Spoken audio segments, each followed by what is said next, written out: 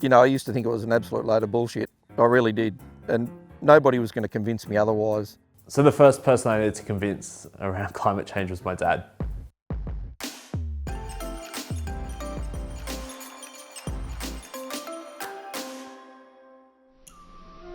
The climate's changing, it always has, but it's no longer just the same old patterns that we were experiencing. Farmers are on the front line. We're already feeling the impacts of climate change. It's probably a bit naive. I probably didn't understand the weight of the climate motion that we were pushing through.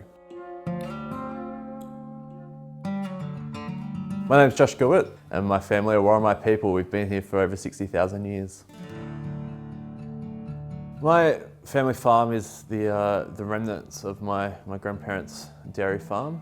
It's on Warramai country, connected to the river, brackish water, you know, the perfect joy of where salt water meets the fresh water. We've been producing beef cattle through my dad's family for over 4 generations. Indigenous people in Australia own 40% of the landscape still today. We're the biggest owners, despite a history of colonisation and impact along the lands. There's this eternal optimism that comes with seasonality, that you'll have good years and bad years, and that droughts will come and go and things will get better. The narrative on seasonality is only something you can buy into for so long. Yeah, you know, I sort of thought it was a bit of a load of crap, to be honest with you. Over sort of time, you know, he proved to me different, that, you know, it actually is a fact, and it does affect a lot of things. I was calling it climate change.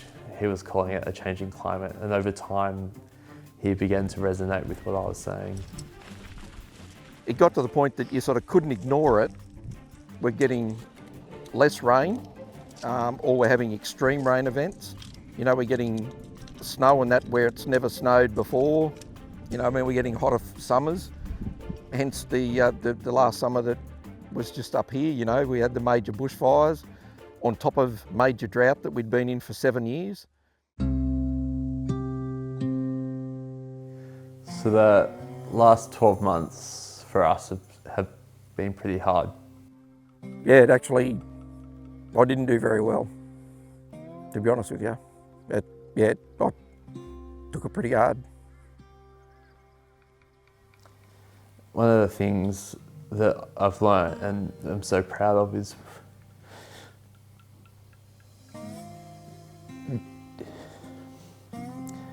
my family's ability to adapt.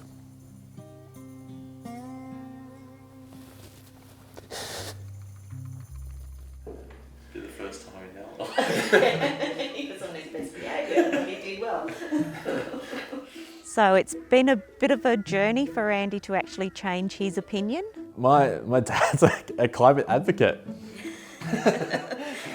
Always a compliment. He still likes to question things, he still likes to challenge things, but certainly he's a long way from where he was, you know, even just in the last 2 years. Yes, I do see myself as a climate change advocate. It did take me a while. So after convincing Dad, within a week I was petitioning politicians around climate change policy.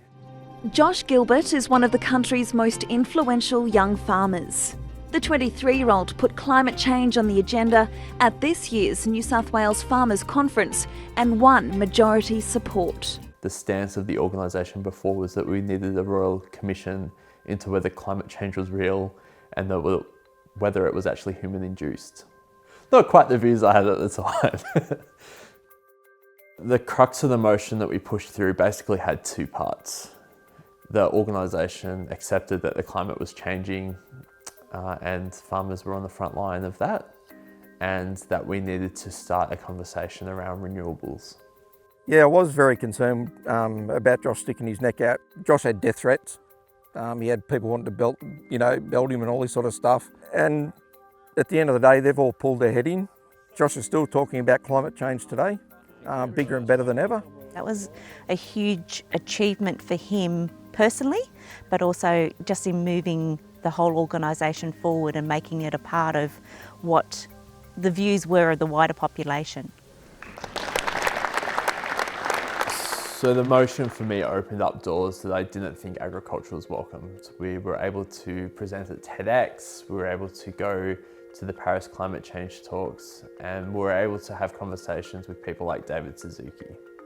L'accord de Paris pour le climat est accepté. The Paris climate change talks were eye-opening. They provide the ability to learn from a whole heap of other sectors and bring back to agriculture while sharing our story and the proactive stance and activities that we were conducting.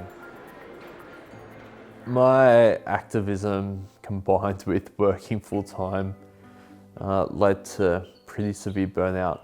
We got a phone call just before midnight. It's not a phone call that any parent wants. Josh rang to say that he'd had a car accident. He was putting in a lot of long days. The last thing he remembers was looking down near the end of the freeway, and that was it. So next thing, yeah, he was in hospital. So He told me that he thought he was okay, but there was a lot of blood. Yeah, just a parent's worst nightmare. So for me, it was a big wake-up call that things needed to shift, and had to make sure that I was looking after myself. So I've recently started a master's at Charles Sturt University, looking at and trying to move towards a PhD in indigenous agriculture. Climate change for me is one of the biggest risks of the future. I have to be optimistic about the future. There's climate skeptics out there, but what they can appreciate is the fact that things are changing, that weather systems are changing, that they're getting rainfall in a very different light, that seasons are extending and not happening at some stages. We've got indigenous knowledge that knows how to help combat and adapt to climate change really well. And through those stories and those lessons and understandings, I hope to embed that through the work I do, whether that's advocacy or my actual work, to help ensure that we have a voice and we're invited to the table going forward. We know Indigenous people have been here for 60,000 years. Now is a crucial moment to connect that last 60,000 years with the 60,000 years into the future.